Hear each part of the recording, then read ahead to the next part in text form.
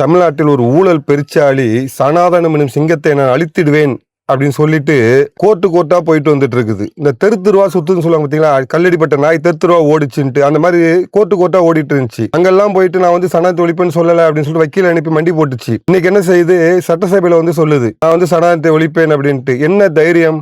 அங்க வந்து சொல்ற தைரியம் என்ன அப்படின்னு பாத்தீங்கன்னா, நம்ம கிறிஸ்தவர் ஜோசப் விஜய் வந்து முதலமைச்சர் ஆன உடனே ஒரு கிறிஸ்தவரை வந்து சபாநாயகரா போட்டிருக்காரு. ஏற்கனவே அப்பாவு பாதிரியாரு கிறிஸ்தவர், இப்போ ஒரு கிறிஸ்தவரை போட்டிருக்காரு. இந்த தைரியம் இது இல்லாம இவர் முதலமைச்சர் ஆன உடனே அந்த ஓசிஸ் ஒரு வீரமணி அவன்கிட்ட போய் அங்க போயிட்டு வந்தது.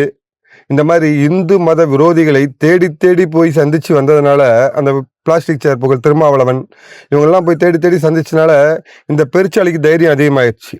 மறுபடியும் அந்த இந்த கதறல ஆரம்பிச்சு சனாதனத்தை ஒழிப்புன்ட்டு. சனாதனத்தோட மயிரில் ஒட்டியிருக்க தூசை கூட அவனால் துடைக்க முடியாது. சனாதனம் எனும் சிங்கத்தின் கால் தூசியை கூட அவனால் தட்டி விட முடியாது. நீ வந்து சனாதனத்தை ஒழிப்போம் அப்படின்ற. சனாதனத்தை ஒழிக்கிறதுக்கு முன்னாடி உங்க ஆத்தாட்ட போய் சொல்லு, நான் இப்படி சனாதனத்தை ஒழிக்க போறேன், அதில் நீ கோயிலுக்கெல்லாம் போவாத, நெத்தில திருநெல்லாம் வைக்காத, குங்குமம்லாம் வைக்காத, அந்த தாலியெல்லாம் அறுத்து போட்டுரு, ஏன்னா சனாதனத்தோட அடையாளம் அதெல்லாம். அதொன்னு இப்போ தமிழ்நாடு முழுக்க சுற்றிட்டு இருந்தல்ல, அங்கெல்லாம் கையில் மைக் கொடுத்தாங்கல்ல, கூட RS பாரிசோட அந்த வேசி ஊடகங்கள்லாம் வந்து மைக் நீட்டினாங்கல்ல, அப்போ சொல்ல வேண்டியதானே சனாதனத்தை என்ன ஒழிப்பேன்ட்டு. அப்போ வாயில் என்னத்தை வச்சுட்டு இருந்த? வாழைப்பழம் வச்சு வாயில வச்சுட்டு வாங்களா உனக்கு? சட்டசபைகளை போய் சொல்ற. இந்த சட்டசபையில் சொல்ற காரணம் என்னன்னா, இந்த ஊர்ல பார்த்துருப்பேன், சில்லற பசங்க சண்டை போடும்போது கள்ளத்தி கடிச்சு வீட்டுக்குள்ள போய் நின்றுப்பான். நான் போன வீட்டை பூட்டிட்டு அம்மா அப்படின்னு கூப்பிடுவானுங்க. அந்த மாதிரி சில்லறத்தனமா இருக்குது. இன்னொரு சிலர் இருப்பானுங்க, சண்டை போட்டு பொண்டாட்டி பின்னாடி போய் நின்றுப்பானுங்க பொட்டத்தனமா. அந்த மாதிரி இருக்குது. உனக்கு தைரியம், ஆண்மை, மானம், சூடு, சொர்ண ஏதாவது ஒண்ணு உடம்புல கொஞ்சமாவது ஒட்டிட்டு இருக்குன்னு நம்புனா, நீ இப்ப போயிட்டு பத்தியா கோர்ட்டு, அங்க போய் சொல்லு நான் சனாதனத்தை ஒழித்தே தீருவேன் அப்படின்ட்டு. அங்கெல்லாம் போய் மண்டி போட்டுறது, இங்க வந்துட்டு பேசிட்டு இருக்கிறது. அப்புறம் சனாதனத்தை ஒழிப்புன்னு சொன்ன பத்தியா, உங்க அப்பா இருக்கான் பத்தியா, அப்பனுக்கு அப்பா இருந்தாம்பர் கருணாநிதி, அவனுக்கு ஒரு அப்பா இருந்தாம்பர் 74 வயசுல 24 வயசு பண்ண கல்யாணம் பண்ண காம கலிசடை. நீங்களா அந்த பெரியாருன்னு சொல்றீங்களே, அவனும் சனாதனத்தை ஒழிப்புன்னு தான் சொன்னான். ஆனா என்ன கட்சி, கடைசியில கையில மூத்திர செடி தூக்கி சுத்திட்டு இருந்தான்.